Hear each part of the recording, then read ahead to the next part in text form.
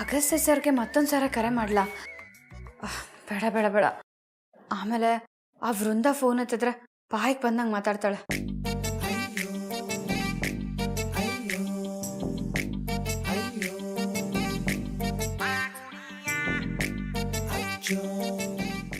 ಛೇ, ಈ ಕಾವೇರಿ ಕಾಲ್ ಮಾಡಲೇ ಇಲ್ವಲ್ಲ? ಯಾಕೆ? ಏನಾಯ್ತು ಇವ್ರಿಗೆ? ಅಷ್ಟು ಸಾರಿ ಹೇಳಿದ್ದೀನಿ ಹೋದ ತಕ್ಷಣ ಕಾಲ್ ಮಾಡಿ ಅಂತ. ಸ್ವಲ್ಪನೂ ರೆಸ್ಪಾನ್ಸಿಬಿಲಿಟಿ ಅನ್ನೋದೇ ಇಲ್ಲ ಇವ್ರಿಗೆ.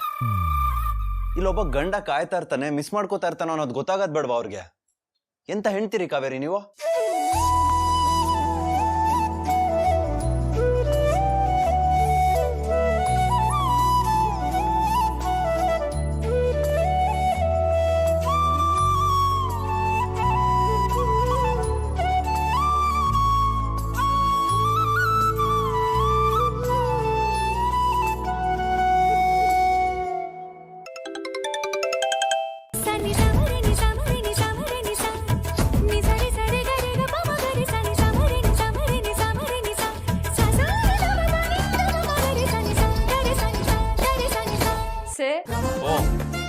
ಏನ್ ಮೇಡಮ್, ತವ್ರ ಮನೆಗೆ ಹೋದ ತಕ್ಷಣ ಈ ಬಡಪಾಯಿನ್ ಮರ್ತೇ ಬಿಟ್ಟಿದ್ದೀರಾ?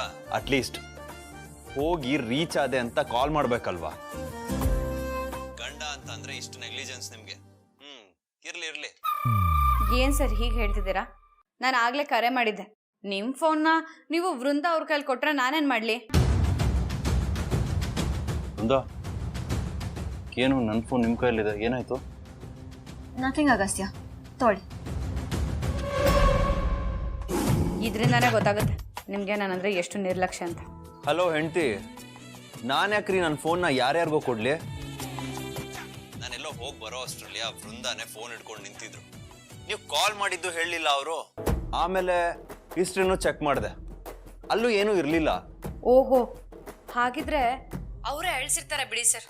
ನಾನು ಇನ್ಮೇಲೆ ನಿಮ್ಗೆ ಕರೆ ಮಾಡಿ ಮಾತಾಡೋ ಹಾಗಿಲ್ವಂತೆ ಕೊನೆ ಎಚ್ಚರಿಕೆ ಕೊಟ್ಟಿದ್ದಾರೆ ನಂಗೆ. ಅದಕ್ಕೆ ನಾನು ನಿಮ್ಗೆ ಫೋನ್ ಮಾಡಿರ್ಲಿಲ್ಲ. ಆಮೇಲೆ ನಿಮ್ ಫೋನ್ ಅವ್ರ ಹತ್ರ ಇರೋದು, ಅವ್ರು ನನಗೆ ಬಾಯಿಗೆ ಬಂದಂಗೆ ಬೈಯೋದು, ಇದೆಲ್ಲ ಯಾಕೆ? ಆಯ್ತು ಹೋಗ್ಲಿ ಬಿಡು ಹೆಂಡ್ತಿ. ಸಿಗೋ ಸ್ವಲ್ಪ ಸಮಯದಲ್ಲಿ ನಾವ್ ಯಾಕೆ ಥರ್ಡ್ ಪರ್ಸನ್ ಬಗ್ಗೆ ಮಾತಾಡ್ಬೇಕು? ಅಂತ ಹಾಗೆ ನಿನ್ಗೆ ನಾನೇನೋ ಒಂದು ವಿಷಯ ಹೇಳ್ಬೇಕು. ಅದು ನಿಜನೇ ಸರ್. ಸರಿ, ಅದೇನು ಹೇಳಿ. ಒಂದ್ ನಿಮಿಷ. ಮೊದಲು ನಾನು ಹೇಳ್ತೀನಿ, ಆಮೇಲೆ ನೀವು ಹೇಳಿ.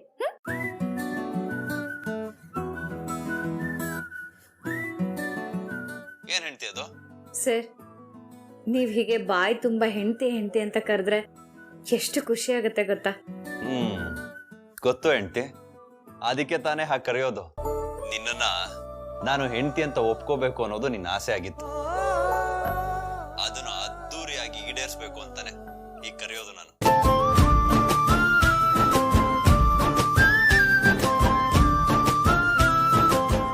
ಆಹಾ, ನೀವು ಅದ್ದೂರಿನೇ ಬಿಡಿ ಸರ್. ಅದಕ್ಕೆ ನಾನು ಹೀಗೆ ತೇಲಾಡ್ತಾ ಇರೋದಂತೂ ಸುಳ್ಳಲ್ಲ. ಸರಿ, ಇವಾಗ ಹೇಳಿ, ನೀವೇನೋ ಹೇಳಕ್ ಹೊರಟಿದ್ರಲ್ಲ? ಇವತ್ತು ಡಿನ್ನರ್ ಟೈಮಲ್ಲಿ ಏನಾಯ್ತು ಗೊತ್ತಾ ಹೆಂಡ್ತಿ?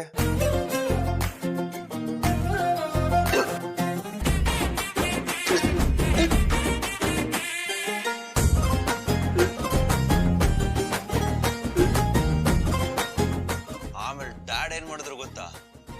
ಕಾವೇರಿ ಅಂತ ನಿನ್ ಹೆಸರು ಹೇಳ್ಬಿಟ್ರು. ಅಯ್ಯೋ, ಹೌದಾ ಸರ್? ಮನೆಯವರೆಲ್ಲ ಏನು ಹೇಳಿಲ್ವಾ? ಅಯ್ಯೋ, ಯಾಕೆ ಹೇಳ್ತೀಯ ಹೆಂಡ್ತಿ? ಎಲ್ಲರೂ ಶಾಕ್ ಆದ್ರು, ಆದ್ರೆ ಡ್ಯಾಡ್ ಅದನ್ನ ಮ್ಯಾನೇಜ್ ಮಾಡ್ಬಿಟ್ರು. ನಾನಿಲ್ಲಿ ನಿಮ್ಮನ್ನ ತುಂಬಾನೇ ನೆನ್ಪು ಮಾಡ್ಕೊತಾ ಇದ್ದೆ ಸರ್. ಅದಕ್ಕೆ ನಿಮ್ಗೆ ಅಲ್ಲಿ ಬಿಕ್ಲಿಕ್ಕೆ ಬಂದಿರೋದು. ನಂಗಿಲ್ಲಿ ನಿಮ್ ನೆನಪಲ್ಲಿ ಊಟ ಕೂಡ ಸರಿಯಾಗಿ ಸೇರ್ತಾ ಇಲ್ಲ ಗೊತ್ತಾ? ಹಾಗಾದ್ರೆ ನನ್ನ ಹೆಂಡತಿ ನನ್ನನ್ನ ತುಂಬಾ ಮಿಸ್ ಮಾಡ್ಕೋತಾ ಇದ್ಲು ಅಂತ ಆಯ್ತು. ಮಾಡ್ಕೊಳ್ದೆ ಇರ್ತೀನ ಸರ್. ಇಲ್ಲಿ ಎಲ್ಲ ಕಡೆ ನಿಮ್ದೇ ನೆನಪು. ನಿಮ್ಗೇನು ಹಾಗೆಲ್ಲ ಆಗ್ತಿಲ್ಲ ಅಲ್ವಾ? ಹಾಗಿದ್ರೆ ಆಗ್ದೇನು ಹೆಂಡತಿ, ಮಿಸ್ ಮಾಡ್ಕೊಂಡಿದ್ದಕ್ಕೆ ತಾನೆ. ಕಾಲ್ ಮಾಡ್ಲಿಲ್ಲ ಅನ್ನೋ ಕೋಪ ಇದ್ರು ನಾನೇ ಕಾಲ್ ಮಾಡಿದ್ದು. ಹಾಗಿದ್ರೆ ಆದಷ್ಟು ಬೇಗ ನೀವು ಬಂದ್ಬಿಡಿ ಸರ್.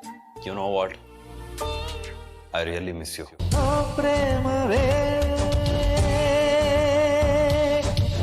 ಒಮ್ಮೆ ಕಂಡರೆ ನನಗೂ ಹಾಗೆ ಆಗ್ತದೆ ಸರ್.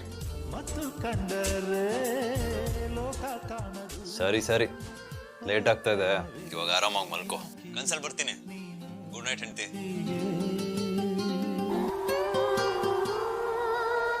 ಬನ್ನಿ ಕನ್ಸಲಿ. ಶುಭರಾತ್ರಿ ಸರ್. ಗುಡ್ ನೈಟ್ ಹೆಂಡತಿ. ಓ ಪ್ರೇಮವೇ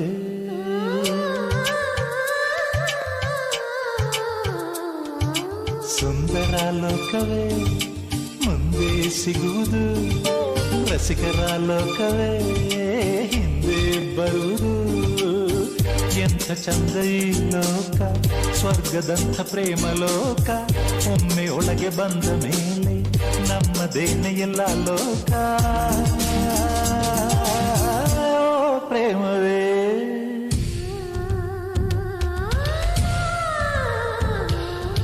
ಓ ಪ್ರೇಮವೇ.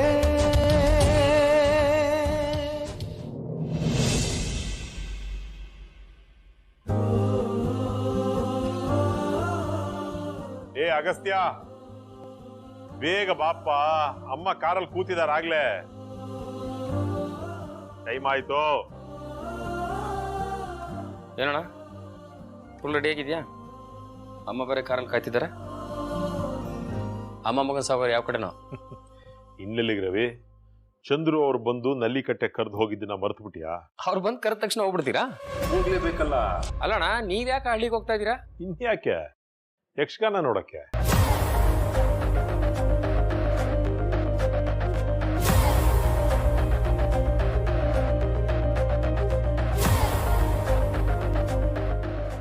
ಏಯ್, ಎಷ್ಟೊತ್ತು ಅಗಸ್ತ್ಯ? ಹೆಂಗಸರಿಗಿಂತ ಹೆಚ್ಚಿಗೆ ಟೈಮ್ ತಗೋತಿಯಲ್ಲ. ಟೈಮ್ ಆಯ್ತು, ಹೊರಡೋಣವಾ? ಶಶಿ, ಅಗಸ್ತ್ಯ ಎಲ್ಲಿಗೂ ಬರಲ್ಲ. ಹೋಗಿ ಅತ್ತೆಗೆ ಹೇಳಿ.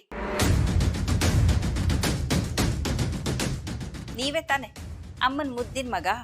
ಅವ್ರನ್ನ ಎಲ್ಲ ಕಡೆ ಕರ್ಕೊಂಡು ಹೋಗೋದು ನೀವೇ ಅಲ್ವಾ? ಯಕ್ಷಗಾನನ ನೀವಿಬ್ರೇ ಹೋಗಿ ನೋಡ್ಕೊಂಡು ಬನ್ನಿ. ಯಾಕೆ ಅಗಸ್ತ್ಯ ಯಾಕೆ ಬರಲ್ಲ? ಯಾಕಂದ್ರೆ 2 ಜೋಡಿನ ನಾನು ಬೇರೆ ಕಡೆ ಕಳಿಸ್ತಾ ಇದ್ದೀನಿ, ಅದಕ್ಕೆ.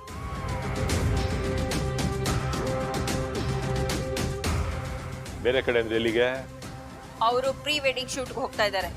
ಅಗಸ್ತ್ಯ, ನೀನು ವೃಂದ ಜೊತೆ ಹೋಗ್ಬೇಕು. ಓಹೋ, ನಮ್ಮ ಹತ್ರನೇ ಆಟ ಆಡ್ತೀಯಾ? ಮುಳ್ಳನ್ನ ಮುಳ್ಳಿಂದಾನೇ ತೆಗಿಬೇಕು. ನೋಡ್ತಿರೋ ಹೀಗೆ ಮಾಡ್ತೀನಿ ಅಂತ. ಮಾಮ್, ಅದೂ ಇಲ್ಲ ಇದೂ ಇಲ್ಲ. ವೃಂದ ನಿನ್ ಕಾಸ್ಟ್ಯೂಮ್ಸ್ನೆಲ್ಲ ಪ್ಯಾಕ್ ಮಾಡಿ ಇಟ್ಟಿದ್ದಾಳೆ. ಎಸ್ ಅಗಸ್ತ್ಯ, ಎಲ್ಲಾನು ಪ್ಯಾಕ್ ಆಗಿದೆ. ಅಂಬಿಕಾ, ಪ್ರೀ ವೆಡ್ಡಿಂಗ್ ಶೂಟ್ ಏನು ಯಾವಾಗ ಬೇಕಾದ್ರೂ ಮಾಡ್ಬೋದು. ಆದ್ರೆ ಇವೆಲ್ಲ ಸಿಗತ್ತ ಬೇಕು ಅಂದಾಗ ಅವ್ರು ಯಾವಾಗ ಮಾಡ್ತಾರೋ ಅವಾಗ ನಾವು ಹೋಗಿ ಅಲ್ಲಿ ನೋಡ್ಬೇಕು. ಬಹಳ ವಿಶೇಷ, ಅದು ಯಕ್ಷಗಾನ. ನರಕಾಸುರನ ವಧೆ ಪ್ರಸಂಗ ಮಾಡ್ತಾರಂತೆ. ರಾತ್ರಿ ಎಲ್ಲ ಕೂತು ಯಕ್ಷಗಾನ ನೋಡ್ಬೇಕು. ಆಮೇಲೆ ಸುತ್ತಾಡ್ಕೊಂಡು ಅಲ್ಲಿ ಅಂಗಡಿನಲ್ಲಿ ಸಿಗೋ ಕಳ್ಳೆಕಾಯಿ ಬೀಜ, ಚಿಪ್ಸು, ಮಿಕ್ಸ್ಚರು ಎಲ್ಲ ತಿಂತ ಮಜಾ ಮಾಡ್ಬೇಕು. ಚಂದ್ರು ಅವರು ಆ ಯಕ್ಷಗಾನದ ವಿಚಾರ, ಹಳ್ಳಿ ವಿಚಾರ ಎಲ್ಲ ಹೇಳ್ತಿದ್ದಾಗ ನನಗೆ ನನ್ನ ಬಾಲ್ಯದ ನೆನಪೇ ಆಗೋಯ್ತು. ಏ ಅಂಬಿಕಾ, ಮಕ್ಕಳು ಇವನ್ನೆಲ್ಲ ನೋಡೋದು ಯಾವಾಗ? ಕುಟುಂಬ ಸಮೇತ ಕೂತು ನರಕಾಸುರನ ವಧೆ ನೋಡೋದಕ್ಕೂ ಪುಣ್ಯ ಮಾಡಿರ್ಬೇಕು. ಹೌದಲ್ಲ ಡ್ಯಾಡ್, ನಾನು ದೊಡ್ಡವನಾದ್ಮೇಲೆ ಅದನ್ನೆಲ್ಲ ನೋಡೇ ಇಲ್ಲ. ಚಿಕ್ಕವನಿರುವಾಗ ತಾತನ ಜೊತೆ ಹೋಗಿದ್ ನೆನಪು. ತಾತ ನನಗೆ ಒಗ್ಗರಣೆ, ಮಂಡಕ್ಕಿ, ಎಳ್ನೀರು, ಪಾನ್ಕ ಕೊಡ್ಸಿದ್ ಮಾತ್ರ ಚೆನ್ನಾಗಿ ನೆನಪಿದೆ. ಬ್ರೋ, ನನಗೂ ಅದೆಲ್ಲ ಎಕ್ಸ್ಪೀರಿಯನ್ಸ್ ಮಾಡಬೇಕು ಅಂತ ಅನ್ನಿಸ್ತದೆ. ನಾವು ಹೋಗೋಣವಾ? ಹೋಗ್ಬೋದಿತ್ತು ರೀ, ಬಟ್ ನಮ್ಗೆ ಆಲ್ರೆಡಿ ಬೇರೆ ಪ್ಲಾನ್ ಫಿಕ್ಸ್ ಆಗಿದೆ ಅಲ್ವಾ? ಬ್ರೋ, ಅದನ್ನ ಪೋಸ್ಟ್ಪೋನ್ ಮಾಡ್ಬೋದು ಅಲ್ವಾ? ಬಟ್ ಇದನ್ನೆಲ್ಲ ಮತ್ತೆ ನೋಡೋದಕ್ಕೆ ಸಿಗಲ್ಲ. ನಾವು ಹೇಗೂ ಯಕ್ಷಗಾನ ನೋಡಿಲ್ಲ. ಮಂಗಳೂರು ಫೇಮಸ್ಸೇ ಯಕ್ಷಗಾನಗೆ. ನನ್ನ ಫ್ರೆಂಡ್ಸನ್ನ ನಾನು ನೋಡಿಲ್ಲ ಅಂತ ರೇಗಿಸ್ತಾರೆ ಗೊತ್ತಾ? ಬೇಡ ವೃಂದ, ನೀನು ಯಕ್ಷಗಾನ ನೋಡ್ಬೇಕು ತಾನೆ? ಮಂಗಳೂರು ಸಿಟಿಲೇ ನಡೆಯುತ್ತೆ. ಆಗ ನಾನು ನಿನ್ನ ಕರ್ಕೊಂಡು ಹೋಗ್ತೀನಿ. ಆ ಹಳ್ಳಿ ಎಲ್ಲ ನಿನ್ಗೆ ಸೆಟ್ ಆಗಲ್ಲ. ಹ್ಞೂ ಅತ್ತೆ. ಅಗಸ್ತ್ಯ, ನಾನು ನೀವು ಅಜ್ಜಿ ಮಾವ ಜೊತೆ ಹಳ್ಳಿಗೆ ಹೋಗೋಣವಾ? ಫೋಟೋಶೂಟ್ನ ಪೋಸ್ಟ್ಪೋನ್ ಮಾಡೋಣ. ನಾನು ಯಕ್ಷಗಾನನ ನೋಡಲೇಬೇಕು. ನನಗೂ ಮತ್ತೆ ಅದೆಲ್ಲ ಎಕ್ಸ್ಪೀರಿಯನ್ಸ್ ಮಾಡಬೇಕು ಅನ್ನೋ ತುಂಬ ಆಸೆ ಇದೆ ವೃಂದ.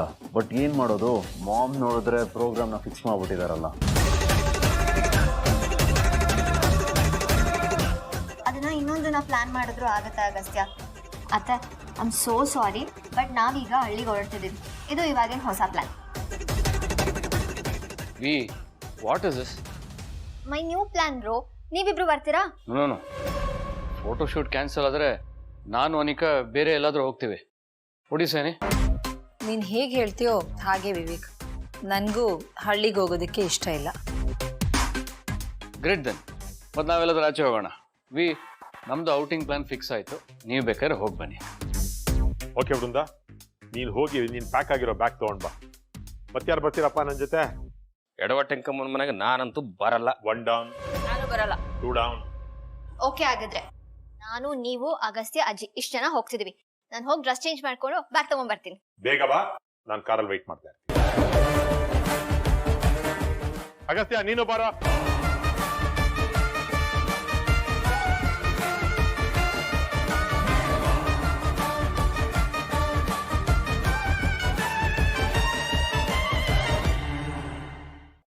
ಆಯ್ತು, ಈಗ ಹೋಗುವಾಗ ಬಂದು ಹೋಗ್ತೀನಿ ನಾನು. ಟೆನ್ಷನ್ ಮಾಡ್ಕೋಬೇಡಿ. ಆಯ್ತು, ಬಾಯ್. ಶಶಿ, ಎಲ್ರು ಹೊರಟ್ರಾ? ಒಂದು ಕಾರ್ ಹೋಯ್ತು.